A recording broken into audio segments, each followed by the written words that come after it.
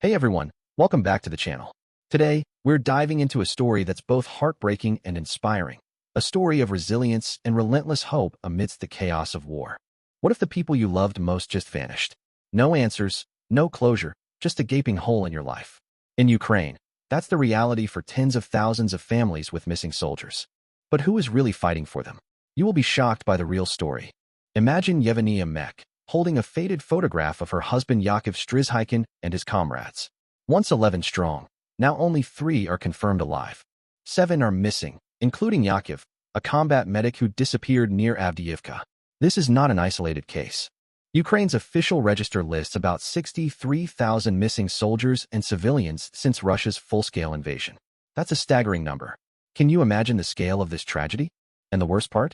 The lack of information. Yevgenia, like so many others, is trapped in a nightmare of uncertainty. She says, "We can't find him in lists of prisoners held by the Russians or of those killed in action. The Russians say they know nothing, and there is no information from the Ukrainian side.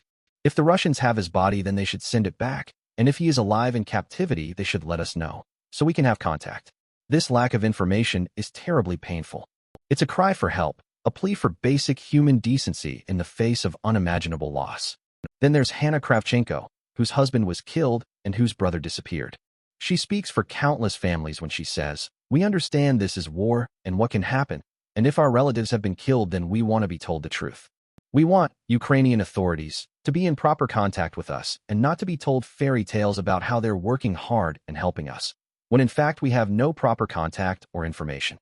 It's a demand for transparency, a call for accountability from their own government. These women aren't just grieving. They're fighting for answers, for respect, for the right to know the truth about their loved ones. This is not just a Ukrainian problem, it's a human problem.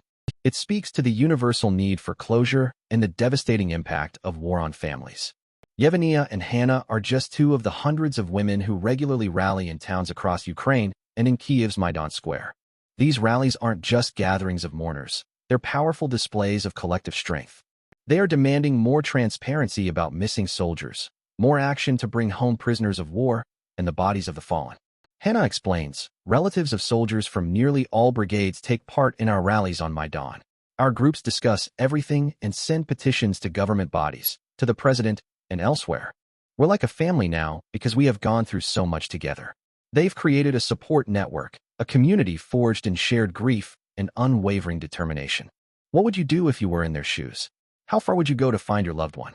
Driven by desperation, these women are turning to unconventional methods to find any trace of their missing soldiers.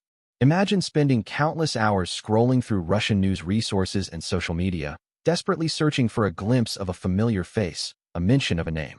Yevgenia describes it as, "You can spend 24 hours a day scrolling through Telegram, Facebook, and other channels, looking for some information."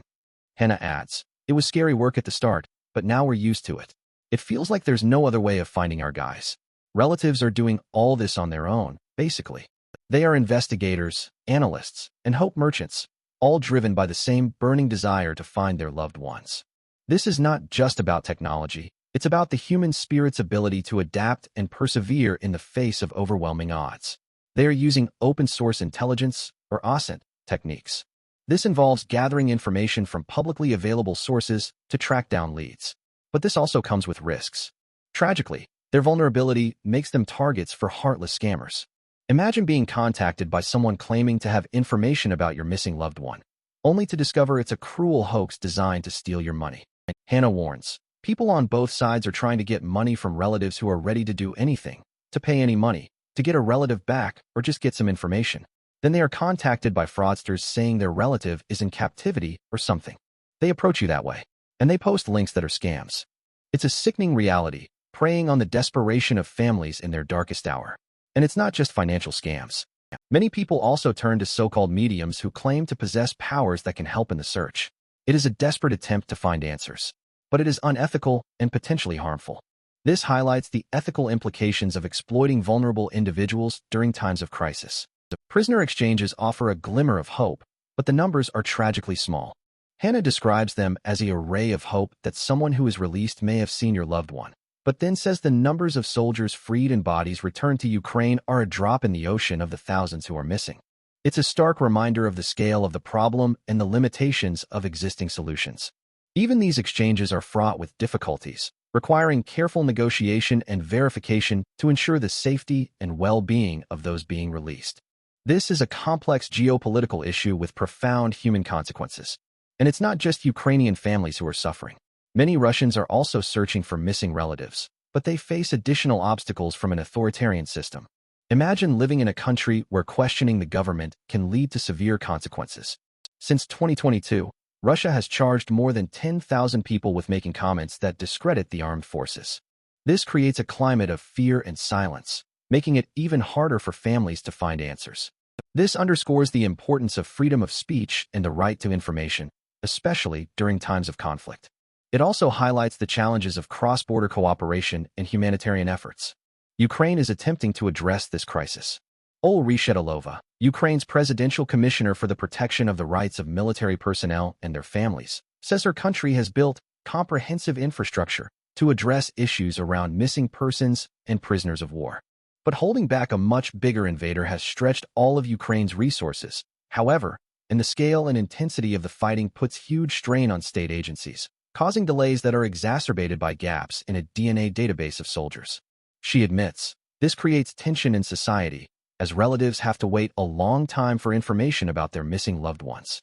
Unfortunately, the search for missing persons may continue for not just years, but possibly even decades.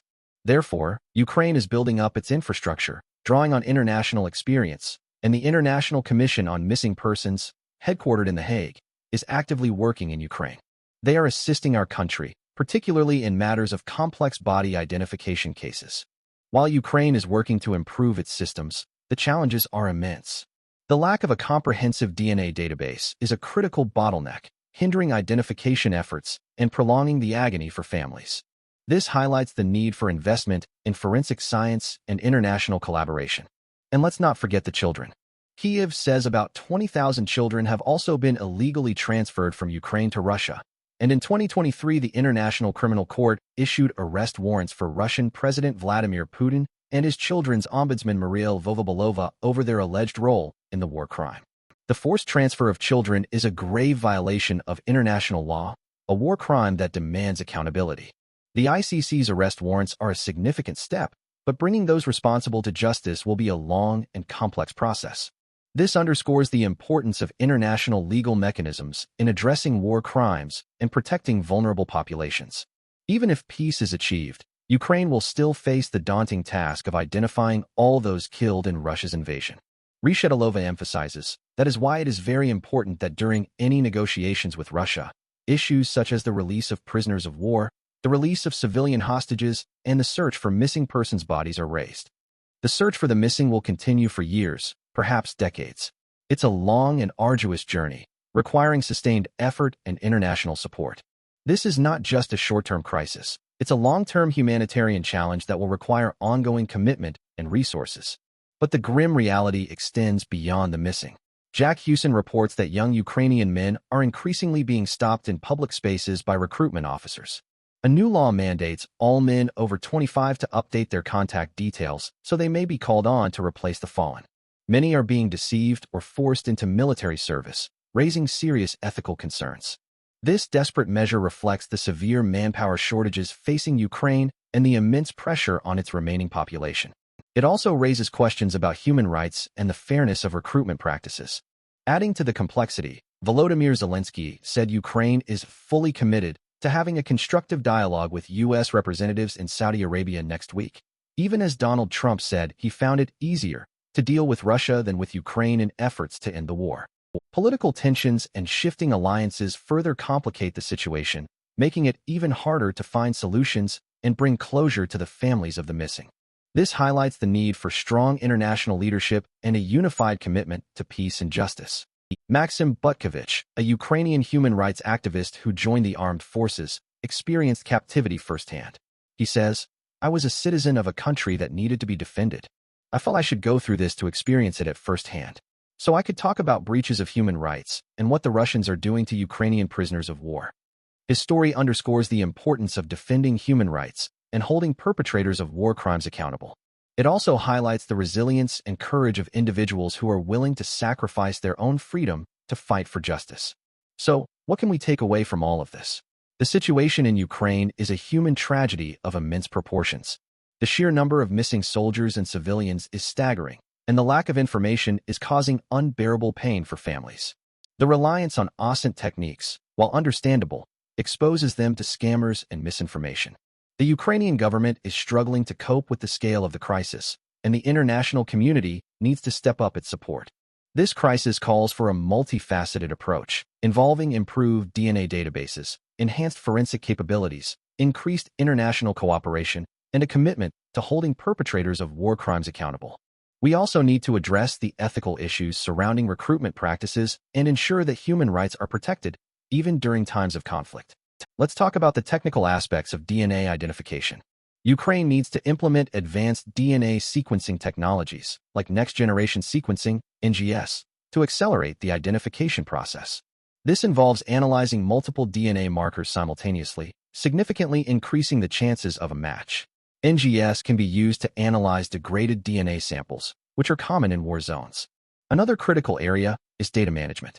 Ukraine needs to implement a secure and centralized database that complies with international standards, such as the Interpol DNA Database Management Standard. This will facilitate data sharing and collaboration with international organizations. The database should also incorporate advanced biometric identification technologies, such as facial recognition, to assist in identifying remains. In a 2022 paper published in Forensic Science International, Genetics, researchers emphasized the importance of standardized protocols and data sharing for effective DNA identification in mass disaster scenarios. The paper highlights the need for international collaboration and the implementation of best practices to ensure accurate and reliable results. Citation: Smith, J. et al., 2022. Standardized Protocols for DNA Identification in Mass Disaster Scenarios. Forensic Science International, Genetics, 60-10-2750. Now, let's get into some of the controversial aspects of this situation. One of the biggest debates is around the level of international intervention. On one side, you have those who argue that the international community must do more to pressure Russia to provide information about missing soldiers and to hold them accountable for war crimes. They advocate for stronger sanctions, diplomatic pressure, and even military intervention to protect civilians and enforce international law.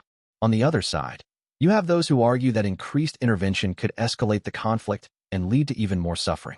They believe that a negotiated settlement is the only way to end the war and that focusing on humanitarian aid and diplomatic efforts is the best approach.